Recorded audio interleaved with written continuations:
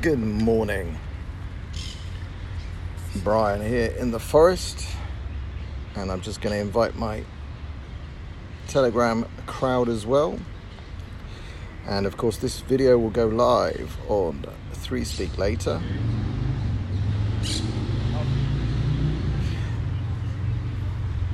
So, yes, I tried to record this video yesterday while flying my drone. So when I put out versions later, I might well put drone photos and my talking. But yesterday I don't know, there's something about being in my park in Tel Aviv. It's Brian of London here. Hey everybody. Yes, doing it live with a small audience. There's something about here that I don't know, express myself better. Even though the story I'm going to tell I know, and I want to tell it. So, we all know that Tommy Robinson is inside Belmarsh now, serving 9.5 weeks of a 19-week sentence, handed out for filming a video outside a court case. 3 specific charges: causing anxiety to Muslim paedophile rapists, alleged at the time, convicted shortly after. He caused them anxiety. He broke a reporting restriction that was improperly communicated, but the fact that the courts failed to communicate it properly was no defense for Tommy, so he broke that, and that's that, because of technicalities in the law that were wrong on the explanatory website of the government, and that's just it. You had to be a better lawyer than the guy who wrote the website for the government. So, and another charge. What was the other charge? I can't remember. Anyway, he's in prison as a journalist for reporting in a slightly wrong way, and for intimidating these Muslims, asking them the question, how do you feel about your verdict, and is that your prison bag? That is what landed him in one of the UK's highest security prisons with jihadis, many of whom would like to kill Tommy. So there's a case from 2016, and it's a really interesting case. Now there's been, over the last 5 or 6 years in the UK, dozens, I don't know, up to 60 or something, of these long, complicated trials with multiple defendants and multiple victims, rape gang, what the British call rape gangs, what the press then call Asian rape gangs, and what I call jihad rape. Now, this particular case is slightly different because there's actually only one victim and actually only multiple rapes, but in one event. And the event was that a girl, a 16-year-old girl, her best friend was going away, and she asked her friend, and she was new in the area, and she asked her friend if they knew anybody that she could hang out with, and her friend gave her the name of one guy. So on her way somewhere else, she said that she would meet this one guy, and he turned out to be a Somali Muslim. And this was the night after Eid. Eid is the ceremony, the celebration at the end of the month of Ramadan, which has been known as the month of war. It's when Muslims fast all day and then break their fast at night in a big meal. Anyway, Eid is the last night of that. So she met this guy the day after Eid, and it went wrong. Basically, he was soon joined by his friends. They steered her into a seedy, crappy, horrible hotel in Manchester, and at least 3 of them raped her. But there were more of them in the room, so there was a whole gang.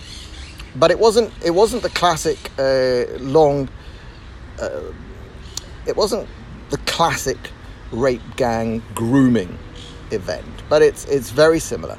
But the other thing is that this was a gang of Somalis. Now, Somalia is a country in a place called Africa.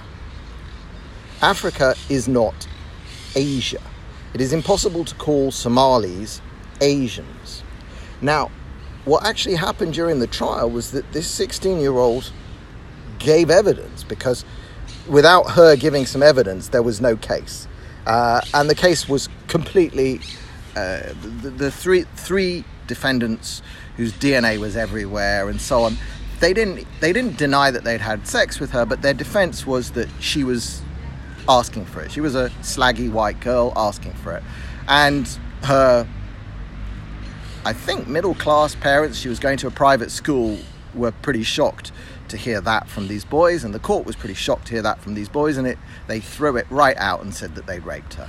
And they got around 10 years. So they'll be out soon, actually, because this was 2016. They'll serve half their time as long as they behave nicely, and they'll be out soon. They gang raped a girl, horrific. I mean, I'm not even going to go into the details. I'll link to the Daily Mail, the Sun, the Express. Everybody wrote about it.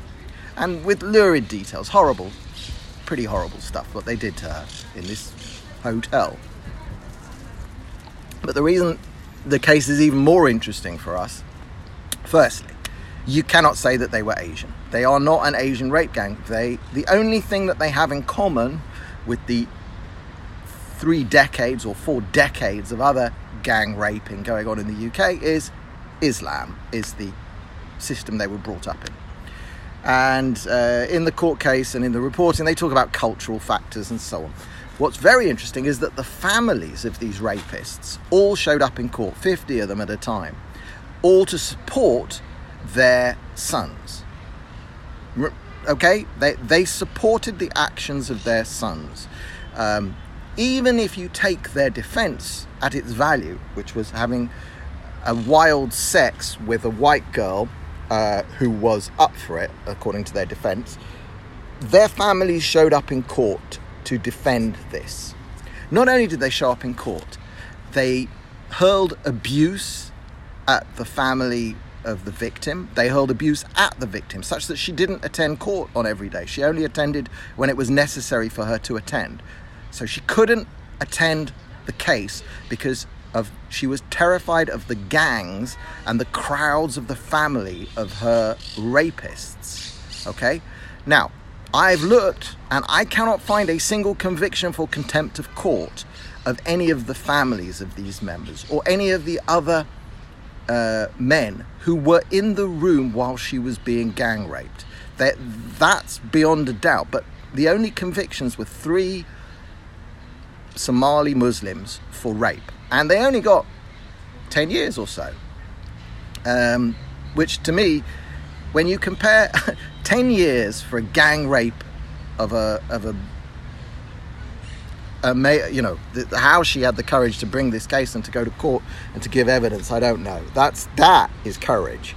That is courage beyond anything. And they get 10 years for that. Tommy gets 9 months for waving a phone at rapists and asking them how they feel about their verdict. Okay? And then Tommy, of course, Tommy's third charge was inciting his followers. It was a deliberate misreading of his words, a deliberate removal of context. He was, of course, telling the media, why do they not look into the background of the rapists? He was telling the media, look into the families of the rapists. No, not his followers, the media. But they took that out of context and they convicted Tommy of inciting his followers. Here you have an actual case where the families and friends of these 3 rapists were actually intimidating and hurling abuse at the victim and her family, and nobody goes to prison. Nobody's even arrested. Nobody is stopped. There is no action taken by authorities. The British legal system is wretched. It is vile. It is totally dimmified. It is a slave to Islam. They knew that this was a Somali community, which is predominantly, in that case, Muslim community. They were terrified, the authorities, terrified. They'll put 3 of the kids in prison. They won't prosecute anymore. They won't dig for charges. They won't really work hard to see if any of the others who were in the room, who did nothing to stop a gang rape by their friends. That in itself should be a crime. Not stopping your friends from gang raping a girl should be a crime. Whereas apparently in Britain today, waving your phone at someone and saying, how do you feel about your verdict? That's a crime. Not stopping a gang rape, not a crime. Nobody investigated. Nobody taken for contempt of court. The whole thing stinks to high heaven. And that is why I am hashtag Free Tommy. I'm delighted to see Free Tommy popping up everywhere. I really hope that they get some sense of scale of this movement that's going on in Britain. Forget infighting, forget all of this other stuff. If you don't take back your country from people who think that you see, what they're doing is they're doing the bare minimum. Convict 3 rapists, send them to prison for 10 years. They'll be out. They're not sorry. Their families believe that what they did was fine and right, because culturally they were just taking what their right hand possesses, a sex slave, a non-Muslim girl who means nothing, who has no value. That's what they were doing. That's there. It's in the Quran, it's in the Hadith, it's in the stories of the Prophet Muhammad, their false Prophet Muhammad. That comes directly from the scripture. So this behavior is going to get worse and get worse and get worse, because the authorities don't have the balls to stop it. And to stop it, you have to tell these people, and you have to impose incredible sanctions upon them and their entire families, because these actions happen. And this we've seen across the Muslim gang rape thing, is that families had to have known. Wide groups of families, brothers, uncles, fathers. In some instances, whole male Muslim families knew, and the women knew it was going on, and they say and do nothing to stop it because they are fine with it. They do not think it is wrong to rape non-Muslim girls in Britain. And that is a cultural attitude you have imported. You allow it to be spread in the mosques, and you don't do anything about it. I'm Brian of London. I'm here in the forest in Tel Aviv. I will shave at some point, but not yet. I hope that makes some sense. Perhaps I'll put it out later with some pretty drone pictures in order to be a little less unpalatable, because it's a pretty sickening story. Anyway, thanks very much for watching. Share it around. Try and save England, and free Tommy. And I hope lots of you take part in small and large demonstrations in the coming weeks. We'll see if we can't get something organised for the British Embassy in Tel Aviv. We're working on that. To be arranged. All right, I'm Brian of London. I'm here in Bereshit Forest in Tel Aviv. It is riotously hot. And thanks for watching.